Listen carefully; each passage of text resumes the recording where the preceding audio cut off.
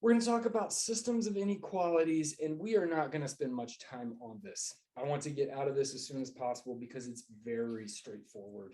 I'm just going to give you, there are 2 questions on your quiz this weekend that involve this, and I think it would be good for you to see this. But you'll see as we start doing this, it's so straightforward that I don't want to put any more time into this than we need to. But you do need to see this. This will show up a few times. It might even show up later this year. It might be useful to do this type of thing. Basically, the idea is to see a system of inequalities graphically and what that means and what we could glean from that idea. So first off, let's just talk about inequalities. Let's say that I have an inequality, and I'm going to write it in standard form. So let's say we have 2x minus y is less than or equal to 3. And we want to get a feel for, again, like when I look at something in this form, I kind of think about, okay, that's a set of points, x and y, that satisfy this inequality. The same way with an equation, right? If I just had 2x minus y equals 3, we could think about it as a function, or we could think about it as a set of points in the plane. You know, we've talked about this before, right? Mm-hmm. And so this is the idea. Given something like this, what we want to do is try to visualize where those points are on the plane.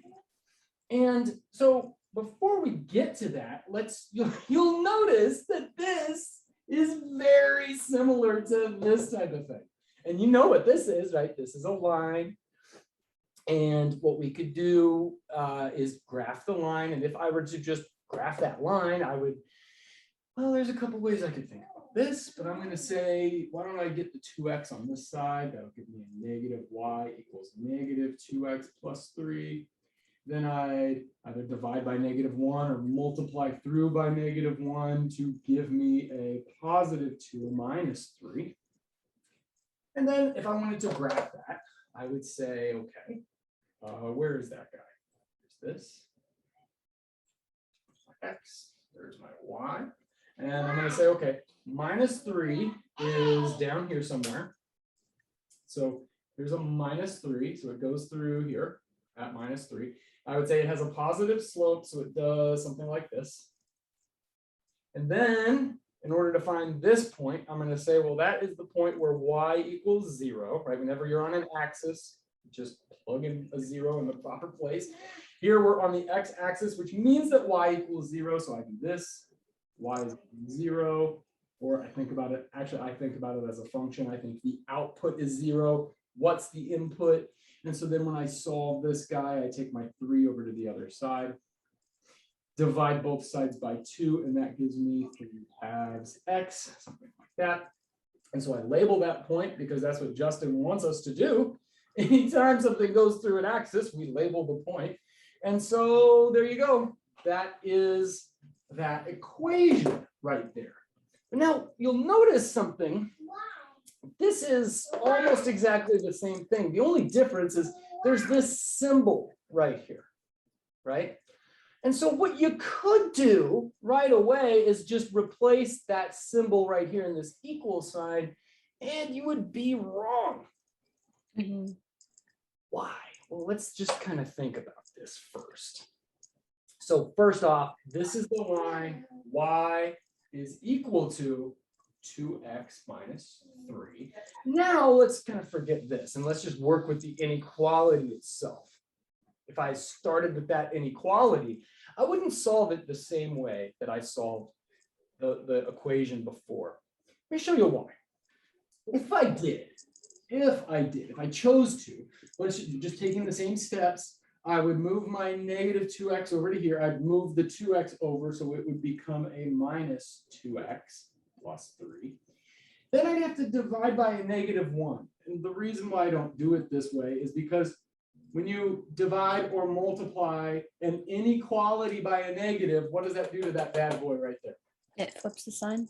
Flips the sign, right? This is Actually, when I was in college algebra back in college, my teacher did this. She's like, this is not standard, but I have to do this or I'm going to forget. And I was like, I'm going to pick that up. And I've done it ever since. I love that. Reminds me to do it. And so now we have this guy right here, 2x minus 3. Okay, so, and I said, I don't like doing it that way. And this is just whenever possible, when I notice that I have a negative y in this scenario, I'm going to think about it like this. Well, why don't I, so I don't have to worry about this multiplying stuff, why don't I start by just taking the y over to the other side? That way I'm not worried about the inequality, right? I could just add y to both sides. Okay, so that gives me 2x is less than or equal to y plus 3. And then I take the 3 over to the other side and minus off 3 from both sides. That gives me 2x minus 3 is less than or equal to y. And you can see that this is exactly the same thing. And what I like about this is, like, this is why I chose to do this both ways, is because this kind of proves this rule, doesn't it? Like, at first, at least when I first learned that whenever you multiply by a negative number, it flips the sign. That seemed like some kind of magic. Like, I did not understand for a minute why that was true. I was just like, okay, I'll memorize it. And then I had a teacher who showed me, well, the reason why is because of this right here.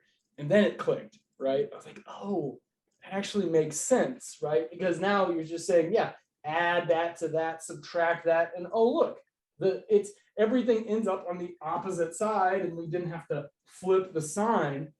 But the rule says flip the sign when you, oh yeah, you could have just, instead of multiplying by -1, just bring him over, bring him over, bring him over. You'd end up with this, but is that making sense what I'm saying? Mm-hmm. Yeah, okay, so bottom line, and you could do it either way you feel comfortable with, but now we have this right here.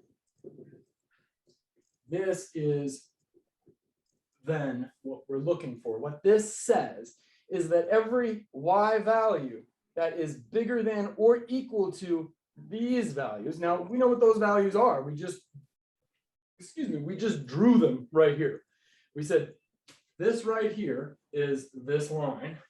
And now what this says is that the y values have to be bigger than or equal to that. Well, then that would be everything that's up here. And what we do in this scenario, if I say to graph this inequality, what I mean is shade the area of the plane where this is true. Now let's just make a point here. I could see that 1 lives right here. Since this is 3 halves, 2 halves would have to be on that side. So 1 lives right there. And so the point 1, 0 should satisfy this. Let's see if that's true. Plug in a 1 for x, you get 2 times 1 minus 3 is 2 minus 3 is -1. And it is true that -1 is less than or equal to 0. So that's good. Another one, let's just check a crazy one. How about 3 halves and 5? So that is one of the points that should make this true. Let's check it. Plug in a, there we go. I'm just gonna, you see what I'm doing, right? I'm taking the x value, plugging it into the inequality here. The x value is 3 halves, and so I plug in 3 halves. The y value is 3. I said 5, but I wrote a 3. Let's just roll with it. Let's just roll with 3. And because that should be true, right? I'm just looking at the picture. That point should work. So let's see. Is 3 bigger than that? Well, that is the same thing as 2 times 3 over 2. The 2's cancel out, and we just have a 3, right? Those 2's cancel. I left with a 3 minus a 3, which equals 0. Is it true that 3 is bigger than 0? Yes, it is. Okay, so that point works. Ditto, we could go through and do every single point up here. We don't have enough time to do all the points on the plane, but you can see that this is what this means. So What this suggests is a method for drawing these guys. And that method is get y by itself, right? So given an inequality involving x and y, step one would be get y by itself. You could do that any way you want. If you like doing it this way, cool, roll with it. Don't forget to flip your sign. Or if you're like me, I like to just move the y's, and that way I don't have to deal with the negatives. You'll end up with the exact same thing. Because if we started here, you would have said, well, that's like a line, and we're talking about wherever. So that brings us to step two, actually, would be get y by itself. Step two, pretend that this is just a regular old line. And draw it. Now, something subtle is coming up in just a second. So step two is pretend it's a line, draw that line. Finally, step three is look at what, because now that y is by itself, this says that the y values, in other words, the vertical values, in this case, have to be bigger or equal to that line. So we're talking about this part of the plane. And then shade it and you are done. Now, any questions so far? No, I don't think so.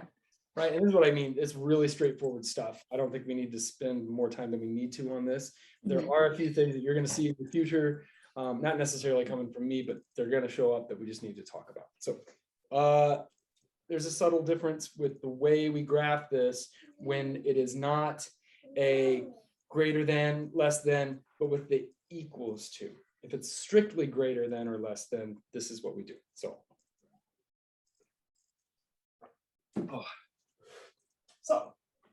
the difference would be, let's say at the very beginning, we had the same, we're given the same thing. The only difference is it is not or equal to, it says that it's strictly less than. Well, then we would solve and we would find, okay, then y must be strictly greater than, okay, so we've done step one, we got y by itself. Now step two would be graph that line, pretending that this were an equals, you have a line, and we would graph that line. But since it's strict, these points on this line can't actually be there. Let's just to drive my point home, let's take a point that is on the line. Let's look at the point 2. Plug in a 2, I get 2 times 2 is 4, minus 3 is 1. And so the point 2, comma 1. What would happen if I tried to plug in a 2 and a 1? So we have 2x minus y.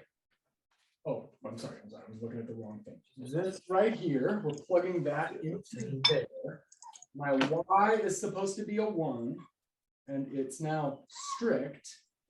And the x value is a 2, minus off of 3. That gives me 2 times 2 is 4, minus 3 is 1. But 1 is not strictly less than 1. So this point that's here is actually not part of the set. So what we do to show that the line itself is not on the set is we draw it as a dotted line. And so if I were drawing this, I would just go dot, dot, dot, dot, dot, all along like that. So the steps, again, are the same. We start off by getting y by itself using your favorite method. Then you pretend it's a line. And when you go to draw the line, you go, oh, wait, oh, it's strict, so it can't actually be on the line. So we draw it as a dotted line. Okay, draw it as a dotted line. Find the points where it intersects. Label any intersections that occur, which we did. Then finally, we say, okay, the y values, in other words, the vertical values, have to be bigger than the line. So we shade up here, and we're done. That inequality is satisfied by all the points that live up here. Any questions? No. Okay. Now there's 2 more things we need to talk about with this stuff. So that is what you do with one inequality, but I said that today we'll be talking about systems of inequalities. And oh, sorry. Okay, yeah. So let's do a system of inequality. How about x plus 2y is strictly less than how about 4? And how about x minus, how about no, let's do 3x minus 6y is bigger than or equal to, what did I just say? I'm sorry, I wanted to do this in 2 different colors. That was 3x minus 6y is bigger than or equal to, let's say 12. That'll make things nice. Okay. So now we have a system of inequalities, and what we want to do is graph them. So in the first case, let's do the green one first. I need to, first step is get y by itself. How do you want to do that? Tell me what to do.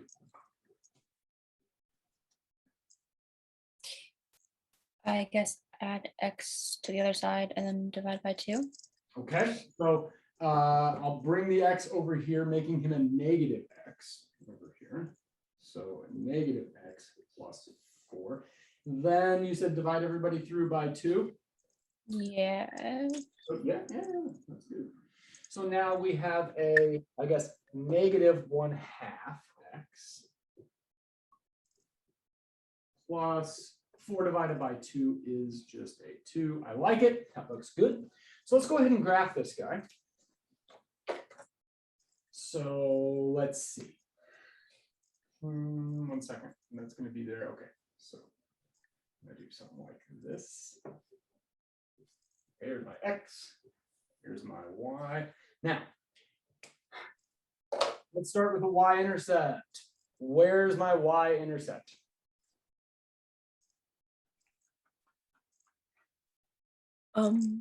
2. 2, right? When we think about that, plug in the 0 for x, you get out a 2. So we're going to go up here to 2 and put a little dot there. It's a negative slope, so I'm just going to draw it down like this. And do I want to do a solid line or a dotted line? Dotted line. Dotted line, there we go. So here we go. Actually, try to do this somewhat more accurately. We'll do like this. Up, it went through the x-axis. So I need to find this point right here. What is that point? Or rather, tell me how I can find that point. What do I do? I'm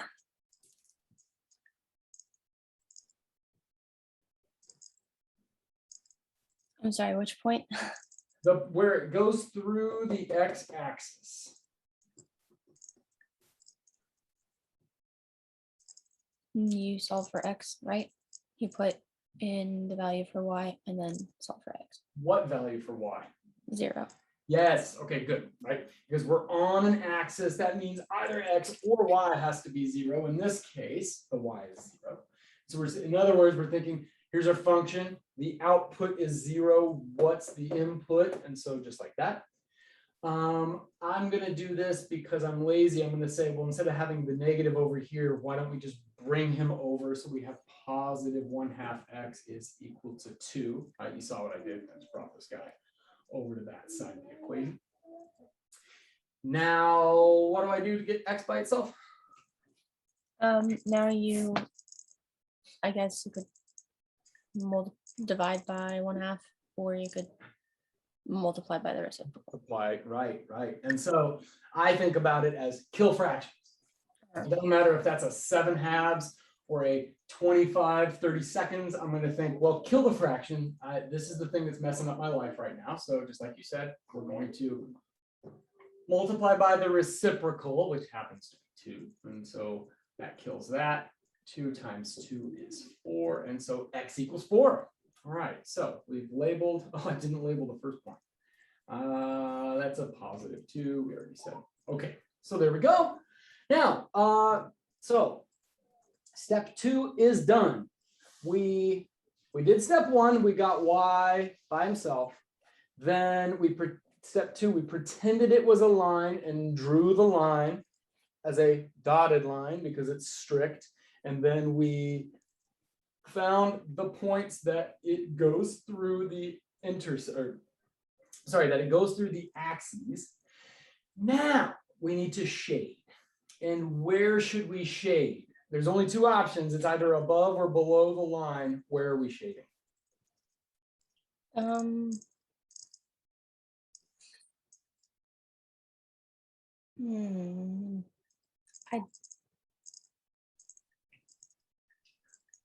So the y values, this is the way to think about it, right?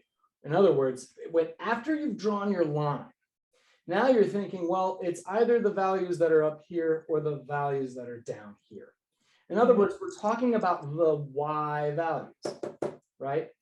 Like, that's how I like to think about it. And that's why we got y by himself, because now it becomes just like rote, right? We could just say, oh, the y is by itself. So what does it tell me that y has to be? It says that y less than. Less than. And so what side do I shade? Underneath.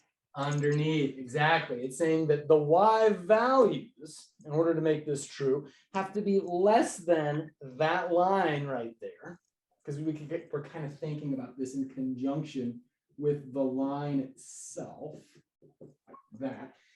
That guy, when it's equal, is on that line. Those are the points that are on that line. And all this says is that, well, the y values have to be less than, and so that's how I like to think about it. So I'm going to shade down here beneath this guy, like so. Okay, and that's really all it comes down to. That's why I said our first step is get y by himself, because now it's always going to be this way. You're going to have a line, and in the end, it's like, well, either this part's being shaded or this part's being shaded. And if the y values have to be less than that line, we have to take the y values that are less than it. And so it's got to be all of these guys down here. Okay, so that equation or inequality is taken care of. Let's move on to the next one.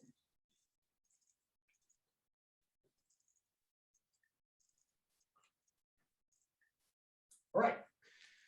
We need to get y by himself. What is the first thing you want to do to get y by himself?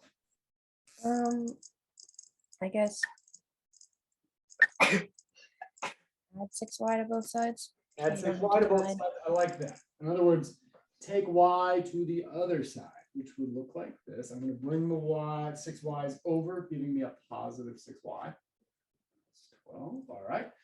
Now what do you want to do? Subtract 12 from each side. Right, get the 12 onto the other side. And so we're going to subtract him off over here. And then divide by 6. Divide by 6. There we go. Dividing everybody by 6 gives me the y by himself. And I've just thought, wait a minute, I did not divide or multiply by a negative number. So my signs are good. Good to go. So I divide by 6 gives me a y. Divide by 6 gives me a 2. 12 divided by 6 is 2. There we go. Now we get a 3 over 6, which is the same thing as a 1/2.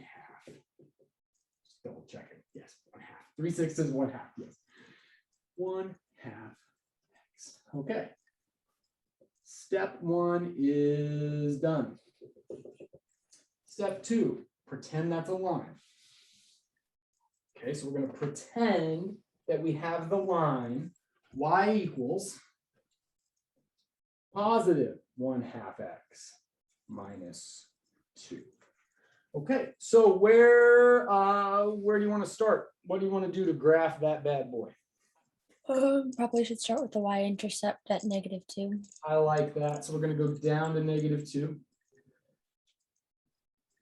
That's where it goes through. And now is it a positive or a negative slope? Positive. Positive slope. So it's going to look something like this. Now, here's the question though. Now, this is where I'm going to run into some problems. Or now that I have two functions and I'm graphing two functions, I want to be careful because again, my only requirement is that when you draw a graph that it's qualitatively accurate. So we need to know now, is this guy going to go up this way and hit this line first and then go through the x-axis? Is he going to go up really fast so that he hits the x-axis and then goes through this line? Or is it going to go through and hit that point right there? So we have three possibilities. 1, 2, and 3. And what I'm going to do is figure out first where it actually goes through the x-axis so that we can draw the proper line here. So how do I find out where the line goes through the x-axis? You have to put in 0 for y and so Oh, for x. there we go. I'm going to put in a 0 for y. So 0 equals 1/2 x minus 2. Now what do I do? Add 2 to both sides. 2 to both sides, bringing my 2 over to the left-hand side. And then what do I do? Divide, or I guess multiply by the reciprocal. There we go. Multiply by the reciprocal. Multiplying by 2 on both sides gives that by itself. The 2 times the 2 gives me a 4. And oh, lo and behold, I didn't mean for this to happen. It goes through the same point right there. So option 3 is out. That guy doesn't happen. Option 1 is out. That doesn't happen. Option 2 is what it was. It goes through. Now, do I draw a dotted line or a solid line with this guy? A solid line. A solid line. So I'm going to go ahead and do that. Here's that solid line. Goes through here and here. Now I need to shade the rest of the plane. Where am I going to shade? Underneath. Underneath, yes, the same kind of deal, right? And you look at this, right, and you're like, well, one has to be above and one has to be beneath because this one's facing that way, that one's facing that way. It's tricky though, right? Because that's a negative y, and when we bring it over, it's still down. So, okay, so I'm going to shade everything underneath here. And now what we're interested in, and this is, we're looking for the points.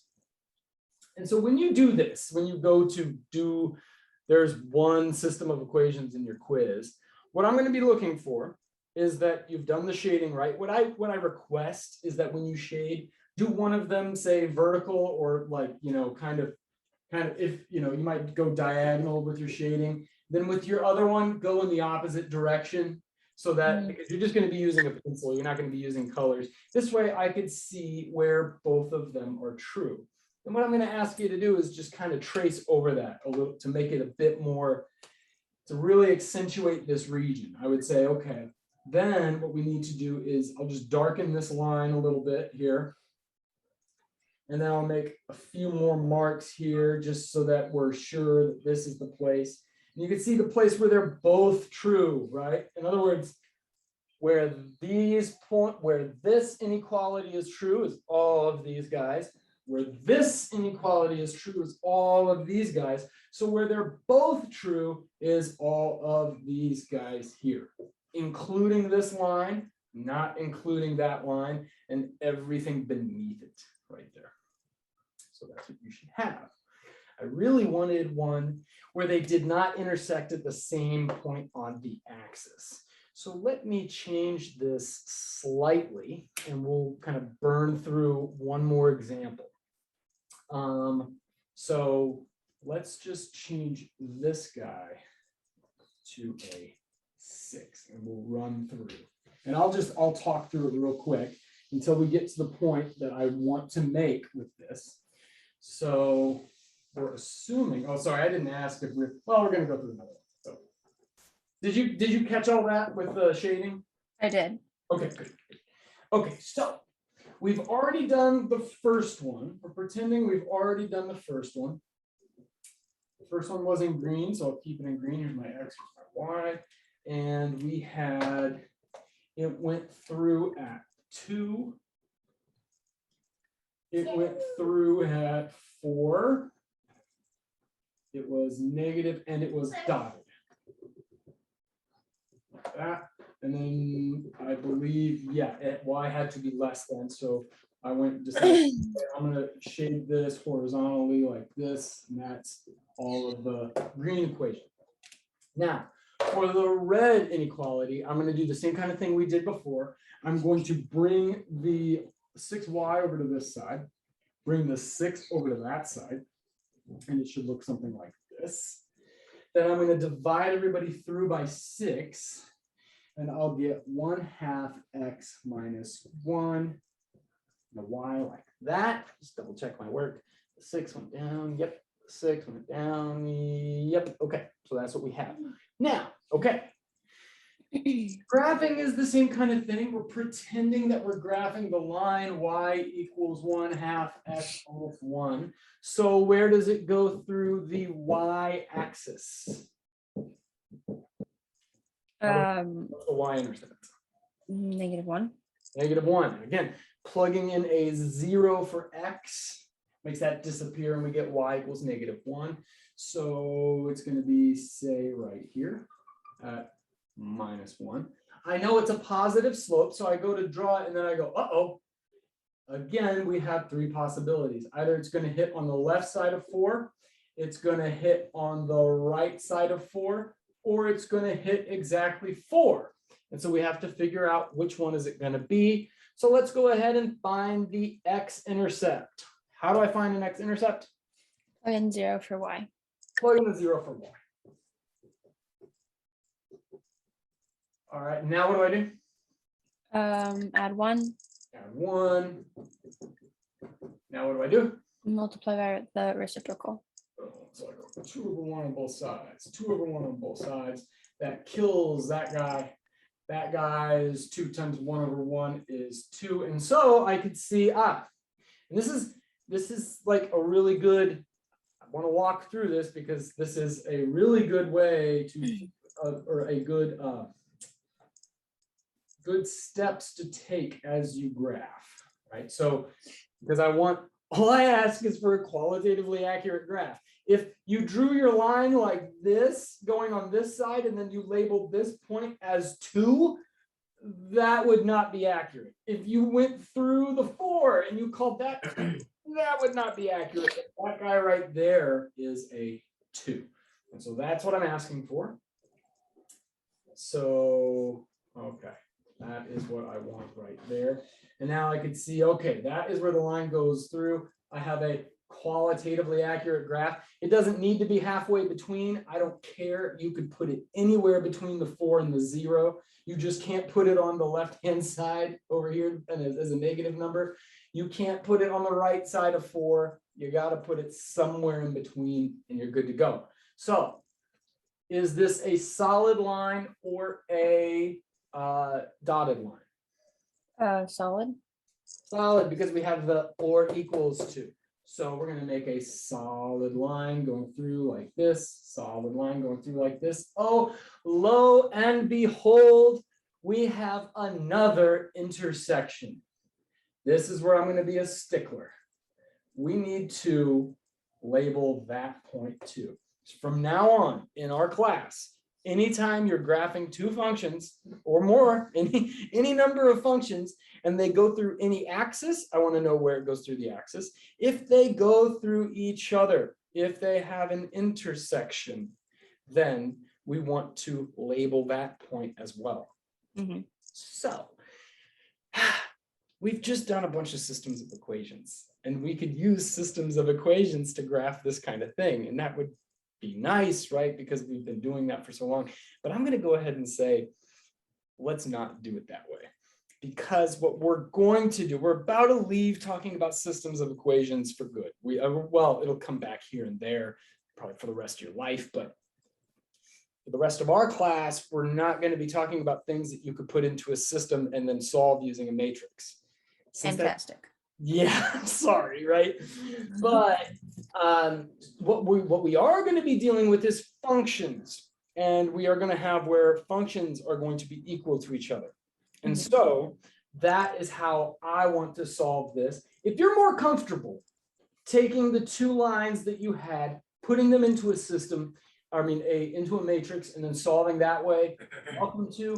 But what I'm going to do right now is just do the following. I'm going to say, okay, we have 2 lines. Oh, I just did that, didn't I? This is y equals 1/2 x minus 1. This is the line y equals something minus 1/2 x plus 2. I believe that was the line. And so now what I'm going to do is I want to find these 2 points. I want to find this point on the x-axis. I need to find that special point here. And I need to find this special point here. And in general, the way we do this is to say, well, where are the outputs of these functions the same? In other words, where does the green y output equal the red y output? Where, in other words, for what x value do I plug in to get out the same outputs? You think about this, I'm just going to really go into this. We could think about this as 2 functions. The green we could call f of x. It's a rule which tells us given any x input, the y output is f of x. This is a rule which tells us given any x input, the output is g of x. And so in order to find that special x value, we could just say, well, what has to be true is that the height of this one, in other words, g of x, has to equal the height of this one, the f of x. The height, I'm talking about the y value. The y values have to be equal to each other. So what we're trying to do is solve this equation here. We're saying, where is it that f of x is equal to g of x? You'll be doing this so much in this class that this will be, I really want to drive this home. But like, this is the way to think about it. Where 2 functions intersect, if they intersect somewhere, then their output values have to be the same. If their output values are the same and you have functions for them, or you have rules for the function, then all you got to do is set those values equal to each other. We're going to say, where does f of x? Well, f of x, the output of f of x is negative 1/2 x plus 2. So negative 1/2 x plus 2. This guy, the output of g, is what you get when you take 1/2 x minus 1. So we say that has to equal 1/2 x minus 1. Okay. Now we've just set the y values equal to each other, and we are going to solve for that x value right there. How do you want to do that? Given that equation, what do you want to do? 1 both sides and then subtract. Say again? Could you add 1/2 to both sides? I like that. That's the way I would do it. There are infinitely many ways to solve this equation, to solve for x, right? I think if I were so inclined, I could clear fractions first. I could move the constants first. What I see is, let's get all the x's together. If you're minusing off some number of x's here, we could move them over here by, just like you said, add 1/2 x to both sides. So I'm going to do that. 1/2 x to both sides. I'm left with a 2 over here. 1/2 plus 1/2 is how much? 1. 1. So I have 1/2 an apple plus 1/2 an apple is 1 apple. 1/2 of an x plus 1/2 of an x is 1x. All right, there we go. So that's what my equation looks like. Now what do I do? Add 1 to both sides. Add 1 to both sides. And we get 3 equals x. X equals 3. And yeah, hey, that looks right, doesn't it? Right? Like if that's a 2 right there, and that's a 4 right there, then that guy needs to be a 3. That looks good. Now we have one more point to find. We found 3 is that point. So now to find the output we really only need to plug it into one of those. But what I like to do personally is just double check that I haven't messed anything up. And I'm just going to go ahead and plug 3 into each of these just to make sure. So I'm going to say in the red case for this function, when I plug in a 3, what do I get out? In other words, g of 3, plugging in a 3 for x, I get 1/2 times 3 minus 1. That's 3/2 minus 1, but 1 is 2/2. Right? That's the little trick I like to do where I'm like, well, hold up, I'm just going to skip a step. I need a common denominator. How do I write 1 as something over 2? Oh, 2 over 2 is equal to 1. Okay. 3/2 minus 2/2 equals how many halves? 5/2. 3/2. Oh, minus 3. 0. Sorry. What? No, that's a 2. That's a 2. 3/2 minus 2/2. 1/2. I'm 1/2. sorry. There we go. No, it's all right. I have chicken scratch writing.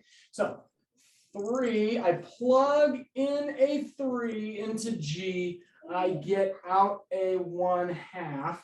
Let's just double check that F is the same way. When I plug in a 3, I had better get out a 1/2. So I'm going to go ahead and erase the black over here. Can I erase the black? Yes. All right. Now I plug in a 3 into F. F tells me, and you don't need to name them F and G. I'm just doing that for exposition because it can be really hard when you have 2 of the exact same variable floating around. You're like, wait, what? How could Y equal different things? And it's nice to think about it in terms of functions. But anyway, so I plug in a 3 into that function, and it tells me to take negative 1/2 times whatever I plug in, which is 3, and then add 2. So I'm going to say, okay, negative 1/2 times 3 is the same thing as negative 3/2 plus 2. But I need to write 2 as something over 2. So in my brain, I think, okay, I need a common denominator of 2. I can't change it, so it has to be 2 over 2. And so I go 2 times 2 over 2 is 4 over 2.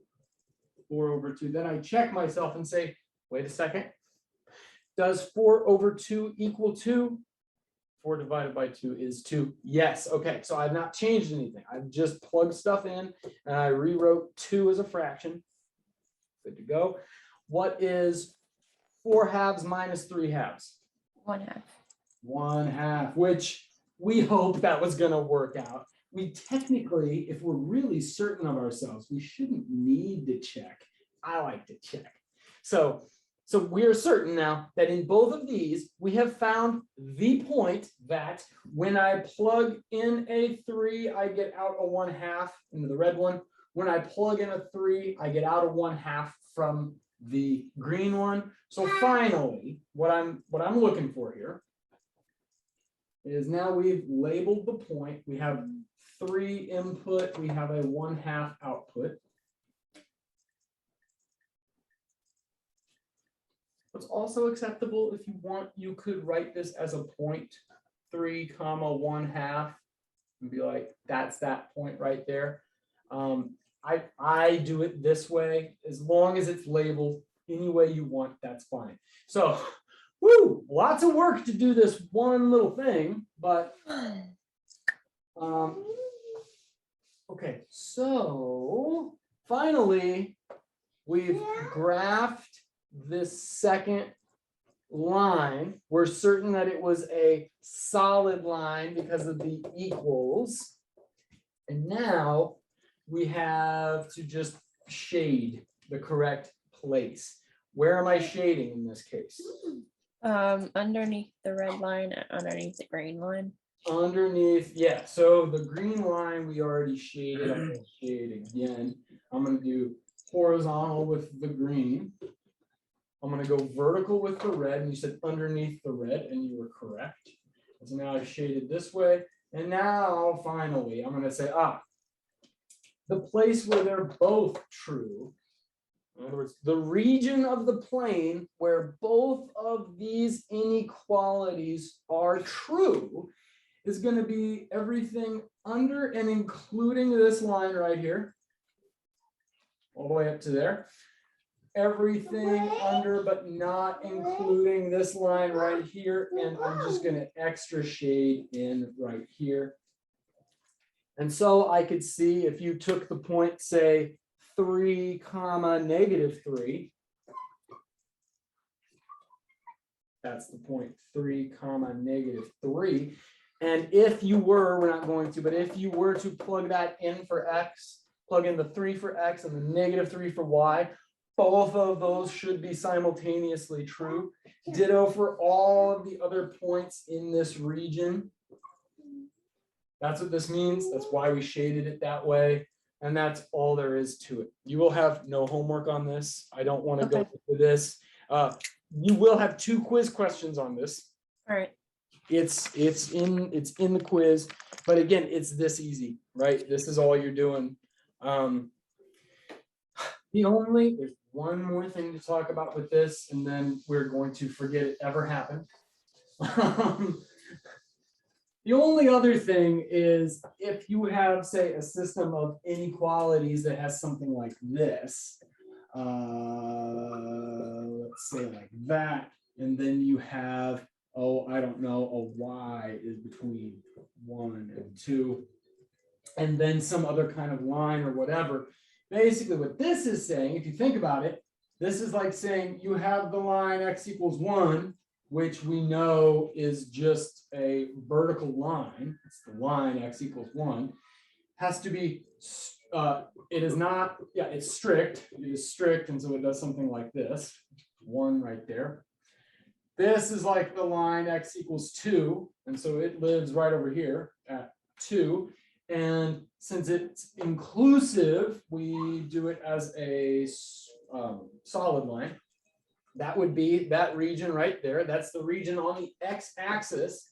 That's kind of easy to see, right? That is the region on the x-axis where if you're anywhere between it, anywhere on the plane, then it's true that your x is between 1, -2, not including the 1. Interval notation, this is 1, 2. This guy right here is the same kind of thing. Y has to be between 1 and 2. And so then the shaded region would be right here. And we could see that this is the region which makes both of those guys true. And what you might see at some point in your future is they give you another one, like some other kind of line. Like whatever this line happens to be, y equals sum mx plus b. And they might say that it's actually y is, oh, I don't know, less than that. And so you'd say, okay, well, it's all of this down here. And so then the region that you would want is where all of them are true. It would be that region right there. But that's pretty straightforward, right? You see the point. Given a system of inequalities, you just kind of bound your region, and they're just asking where are all of them true. Well, that would be that region right there. Does that make sense? That's all there is to it. The next section, so that's systems of inequalities. I would say read just read through 4-7 systems of inequalities. Okay. And just read through it. Actually, do a couple of them as you go through. No exercise. I mean, you don't have to do any of the exercises, but just they have the try this and whatnot. Yeah. Just play with it. Make sure that makes sense with everything that I've said before. There'll be certain regions that they describe. And given anything like this, we could find each of these points. Okay. And so then it's like, well, what is all this about? Why do we care? Well, then section 4.8, it's called linear programming. Oh boy. And they give you this theorem. A theorem is a statement with proof, but they don't give you a proof with it. and that's why I don't want to talk about it. It's actually a fairly advanced stuff to prove this. It's why your book doesn't prove it. It basically says if you have some kind of function, in our case, we're talking about on the plane. So you have some kind of function involving X and Y. I don't know, maybe it's something like 3x plus 2y plus 7 or something like that. They say that there's a theorem which says that given some system of inequalities like this, a function, a linear function, that's what this type of thing is, a linear function takes on maximum or minimum values at these intersections here. So at the region that you've bounded in whatever way, the only place, the place where this will have the biggest value and the place where this right here will have the smallest value must occur at one of these points. So then there's a bunch of exercises that gives you a formula like this and says, given some kind of bounds like this, find the minimum and find the maximum.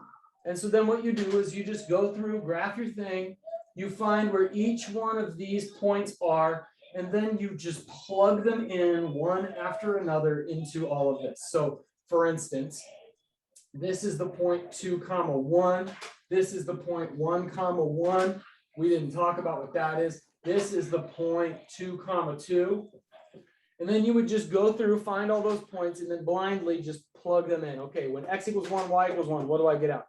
When x equals 2, y equals 1, what do I get out? When x equals 2, y equals 2, what do I get out? And then you have a bunch of values, and of all those values, one will be the biggest, one will be the smallest, and so you found your minimum and your maximum values. I don't want to do that. It's without the theory behind it, it's worthless. So Okay. just know that this exists, like know that there is a theorem. So I would say just read through again, just read through briefly. Don't worry about retaining much of it or anything. Okay. It's gonna be one of the only times you ever hear me say that. But read through 4.8 just to get an idea. That is what they're saying right there. Okay. They don't really make it very explicit, but that's the idea. And there's a bunch of problems. Actually, there's only 6, 7, 9 problems. Oh no, 6 problems on this. We're not going to do any of them because without it's not necessary. So that's the idea. That's what it's talking about. Just please read through 4.7 and 4.8, just so you know what's going on, so that you've seen it before. Okie dokie. All right. So now the quiz. You ready for the quiz? Sure. Okay. Do you have your book with you? I do. Okay. Tell me on page 201, do you have something that says cumulative review? Yeah, 1 through 4 cumulative review. It says 1 through 4 cumulative review. That's on Yeah. page 201? Yeah. Okay, good. I just want to make sure that our page, sometimes with different editions or whatever, you might have different page numbers. And so, okay, here we go.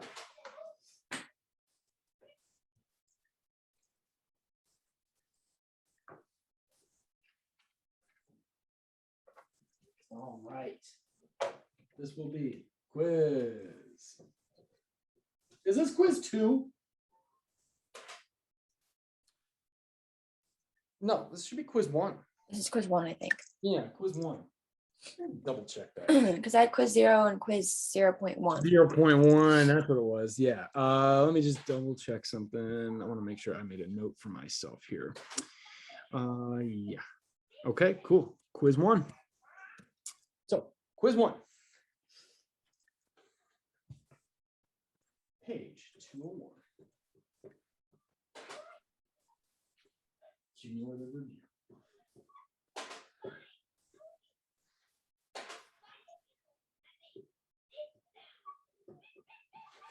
Cumulative review. Now, 1 through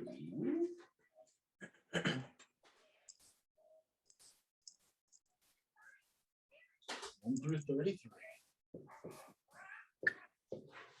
Don't think, oh, okay, just 33 products. Oh no, there's more coming. There's more coming. But again, like I said before, most of these are really, really simple. Okay. And so I'm gonna have a bunch of notes here. Make sure you write down everything that I'm about to, or I'm gonna put it up on the board. Make sure you get everything down, because I'm gonna have some special instructions here. So,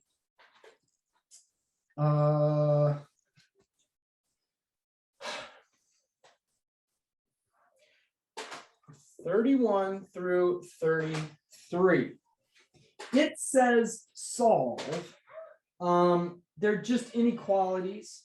I don't know what it means to solve an inequality. That kind of bugs me. So, I mean, I get what they mean. They mean get the variable by itself. What I want is for 31 through 33, write in interval notation. Right, in interval notation. That is, we're talking about this type of thing, right? We have some kind of interval. Either it might be something like this. It might be something like this, right? One of those types of things. Just write it in interval notation. It's all the problems you can see, they look something like this. And so, well, get the x's on one side, right? That would be, oh, I don't know, -1 is less than x, I believe. Yeah, bring the x over, bring the 2 over, you get something like that. And so in interval notation, this would be -1 up to infinity. That's what I want. They're going to give you something that looks like this. All I want is that. I would like to see your work also, right? Okay. Right. So that's what I'm talking about there. For 31 through 33, write in interval notation. Okay, now. We're not doing 34, so 31, sorry. Numbers 35 through 39. That's correct. We are not doing 34. 34 is not assigned. For 35 through 39, ditto. Actually, write in interval notation. 35 through 39, right in interval notation. It says solve and graph. No, just write it in interval notation. Okay. Okay, we're not doing 42. Okay, so 42 through, and then the rest of them. So, okay. Let me just double check something. That. I said not that one. So then the rest of them will be 42 through 66.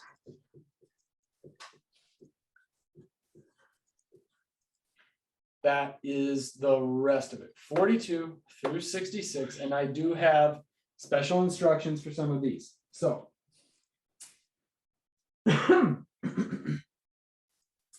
so on 46 and 47, it says graph using intercepts. I'm going to say graph any way you want.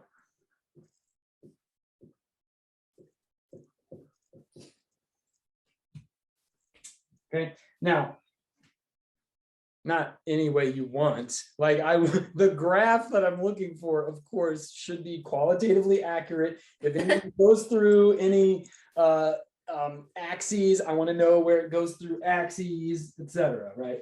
But the method that you use to get that picture, you could use any method that you want. Okay, on 38, I'm sorry, on 48 and 49. It says, find an equation of each line, write in standard form. I don't want standard form. I want canonical form. That is y = mx + b. We're gonna call it canonical form. I love that. In other words, slope intercept form, right? That's the form I want. I don't care about standard form, but yeah, for both of those, just standard form. Okay, then it says the rest, slope and y-intercept. 50 slope and y-intercept. That's going to be a little tricky, but I think you can handle it. In fact, I think we've had one like it before. So let's see. Parallel to that, perpendicular to that. Yep. So all that's straightforward. And anytime, if it doesn't say, we're always just anytime that it asks for the equation of a line, y equals mx plus b. That's what we're doing from now on. Okay. Now on 54, this one's tricky. It may be tricky. What we want to think about here. I just want to kind of give you a hint here is instead of x and y, right? Well, basically what I'm saying is let t equal the time in years. Graph t versus y. And what is the y? In this case, the y happens to be a quantity that's miles per hour. But you should end up like it gives you 2 points on the ty plane. It says that at this certain year, a certain thing happened.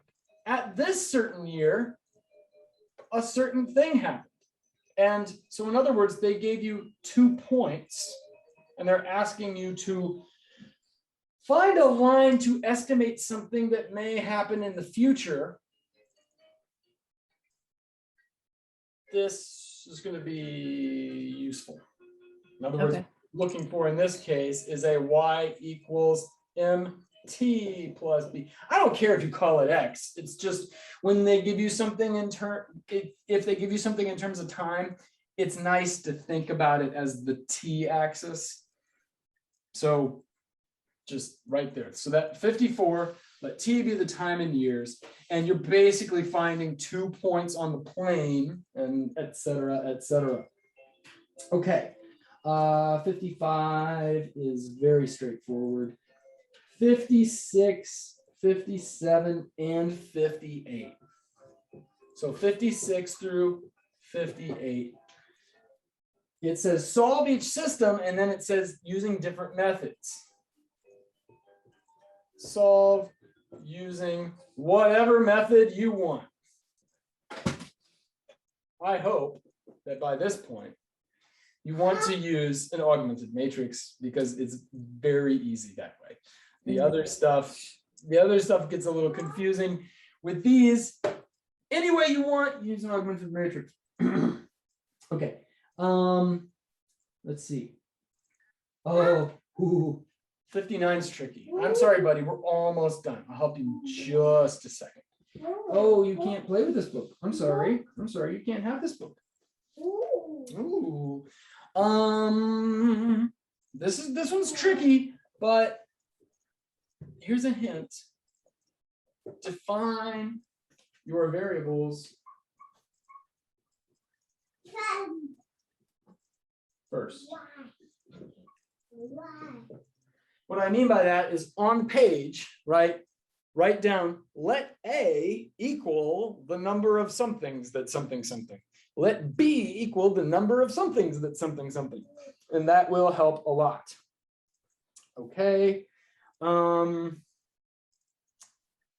I don't have any notes for the rest of that. The 63 and 64 say which system is inconsistent, which is dependent. Let's just say for 63 and 64.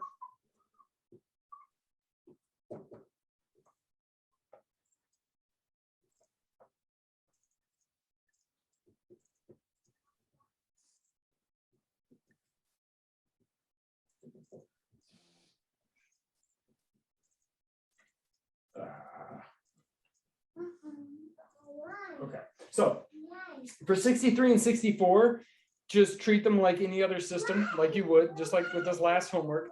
Just plug along until something happens, and then you could tell me what, then if it's dependent or inconsistent, stop and tell me that it is and tell me why. Well, I'll know why. I think that's it. Then the last two, 65 and 66, are what we went over today. 65 is just one line. That's an inequality, right? A line, and you're going to shade something. 66 is two inequalities. And so with those, that's what I'm looking for. I want to see all the intersections. Any place where that line goes through a axis, I want to know where it goes through the axis. Where when those lines touch each other, if they touch each other, I think that they will. Yes, they will. If those lines touch each other, I want to know where they touch each other. That is it. So that is all of them. 1 through 33, 35 through 39, 42 through 66. It looks like a lot of work, but many of these are very straightforward. Like really easy. A lot of them, like you don't even need to show work. Like it's really simple stuff. So.